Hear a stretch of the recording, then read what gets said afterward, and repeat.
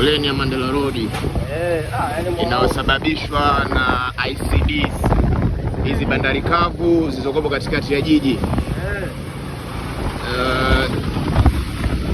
Serikali imeshawekeza bilioni 80 na kitu kujenga bandari kavu ya Kwala, ambapo kila nchi zinazozunguka Tanzania zinazotegemea bandari ya Dar es Salaam zimepewa maeneo, lakini ni kwa sababu za wafanyabiashara wanaoweka bandari hizi kukwamisha matumizi ya bandari kavu ya Kwala. Sasa wanaoteseka ni wananchi, wanalazimika kutumia usafiri mbadala, lakini pia ni hatari kwa maisha ya watu na mali zao. Watu Kwanza imeshafanya documentary kamili kuhusiana na swala hili na kulifikisha katika sehemu mbalimbali, lakini inaonekana ni kwamba hakuna mwafaka. Ni wakati wa maamuzi kuchukuliwa ili wananchi waweze kupata nafuu.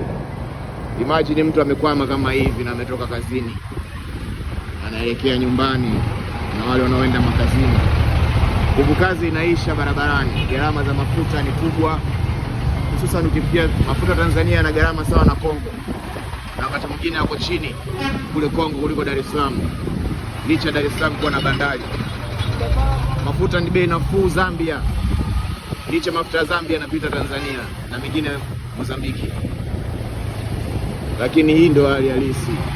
Msongamano huu unakula mafuta mengi, unapoteza muda mwingi wa watu kwa sababu tu maamuzi hata kuchukuliwa. Bandari kavu imeshawekeza hela na haitumiki, manake ni hasara kwa taifa, hasara kwa miundombinu ambayo badala yake sasa magari mazito yamesimama, ambapo haikutegemewa kusimama. Ikiwa magari yanatembea, wanahitaji mabadiliko kwenye hili ili wananchi waweze kufurahia nchi yao.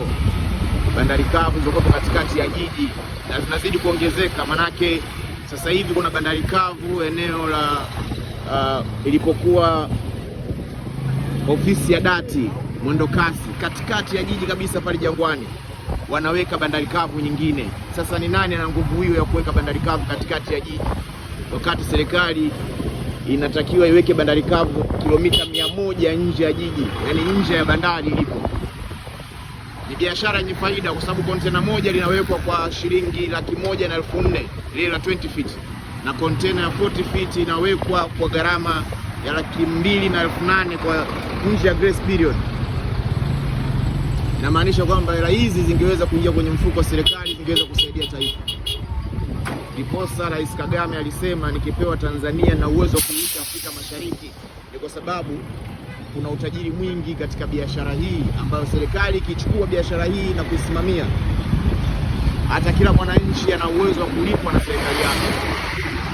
Madawa yanaweza kuwepo hospitalini, miundombinu ikajengwa, nyumba za kisasa kwa ajili ya wananchi na kadhalika, na mishahara minono kwa ajili ya wafanyakazi.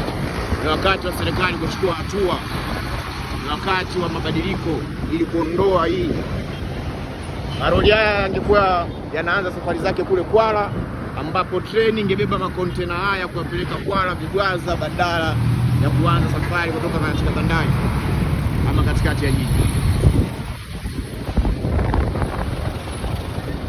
Hii itaokoa taifa.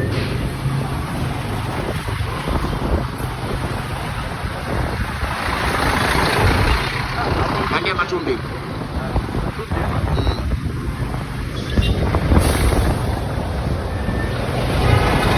Mimi nipo kazini kuikomboa nchi hapa, kwa hamna tatizo.